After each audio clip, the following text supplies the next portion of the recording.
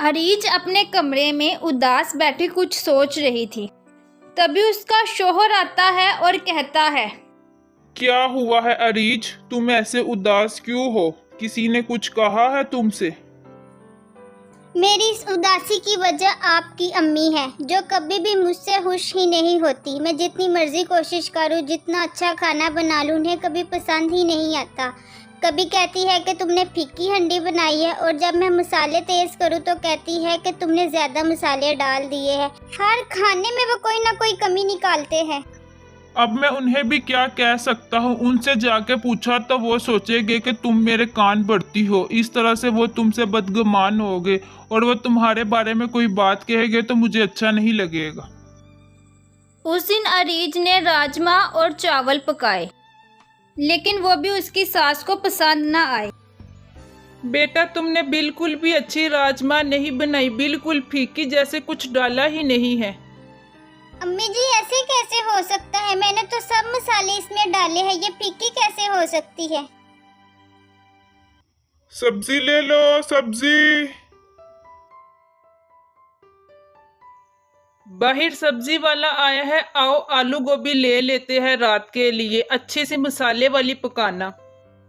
ये 1 किलो गोभी काट दो और 1 किलो आलू काट दो। और ये शिमला मिर्च कैसे दे रहे हो?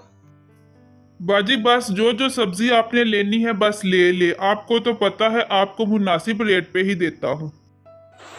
शाम को अरीज ने आलू गोभी का सालन पकाया। बेटा, आज भी तुमने ज़रा अच्छी सब्जी नहीं बनाई। जब हम तुम्हारी उम्र में थे तो हमने पूरा घर संभाला हुआ था और तुमसे एक किचन नहीं संभाला जा रहा। तुम मेरे पसंद का खाना बना ही नहीं सकती। माँ जी, मैं और कैसे खाना पकाऊं? जिस तरीके से आप खाना पकाती हैं मैं भी इसी तरीके से पकाती हूँ, लेकिन फिर भी आपको मेरे हाथ का खाना पसंद नहीं आता। मैं अब हार चुकी हूँ। मैं जितनी भी कोशिश कर लूँ, आप कभी भी मेरी तारीफ नहीं करती। अरीज उस बात से बहुत उदास हो गई। मैं ऐसा क्या करूं जिससे माँ जी को मेरे हाथों का खाना पसंद आ जाए? मैं तो बहुत तंग आ चुकी हूँ। जितनी मर्जी कोशिश कर लूँ, उन्हें मेरे हाथों का खाना पसंद ही नहीं आता। शायद इस किताब में मुझे कुछ मिल जाए। सास को खुश रखने के असूल। जब भी कभी बाजार जाए तो उनके लिए कोई तोहफा ज़रूर लाए, चाहे वो छोटा ही क्यों ना हो। उनके साथ बातें करे और उनका पसंदीदा खाना बनाए। सास का पसंदीदा खाना उनके बचपन का खाना होता है, वो उन्हें बना के खिलाए। मिल गया मुझे आइडिया। अब मैं अम्मी जी के बचपन का पसंदीदा खाना पकाऊंगी। इसके लिए मुझे अपने ससुर जी की हेल्प चाहिए होगी। मैं उनसे जाके पूछती हूँ कि अम्मी जी को क्या पसंद था।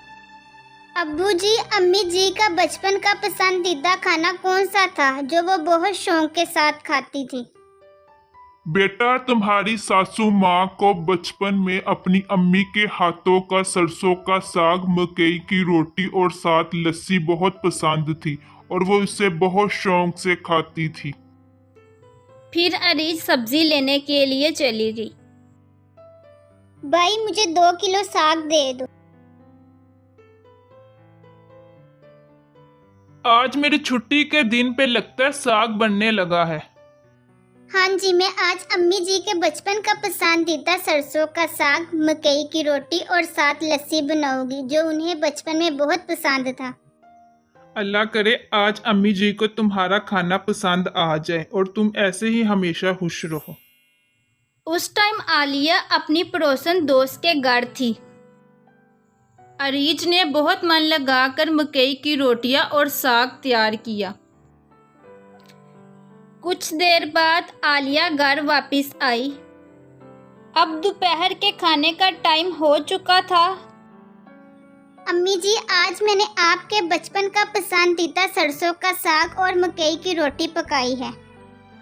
आलिया ने खाना टेस्ट किया तो उसे बहुत अच्छा लगा। बेटा, तुमने तो बहुत मज़े का खाना पकाया है। तुमने तो मुझे मेरे बचपन की याद दिला दी है। आज मेरी अम्मी भी बिल्कुल ऐसा ही बनाती थी। शुक्रिया माँ जी कि आज आपको भी मेरे हाथ का खाना पसंद आया है। मैं हमेशा यही चाहती थी कि कभी आपको भी मेरे हाथ का खाना पसंद आए। मैं आज बहुत खुश हूँ। इतना कहने के बाद आलिया ने उठ के अरीज को गले लगाया। आलिया के आंखों में आंसू आ गए। अरीज की ज़रा सी कोशिश ने उसके और उसके सास के ताल्लुक़ को और भी ज़्यादा मजबूत कर दिया और मोहब्बत पैदा कर दी। तो हमें इस कहानी से ये सबक मिलता है कि प्यार और लगन से रिश्ते और मजबूत होते हैं।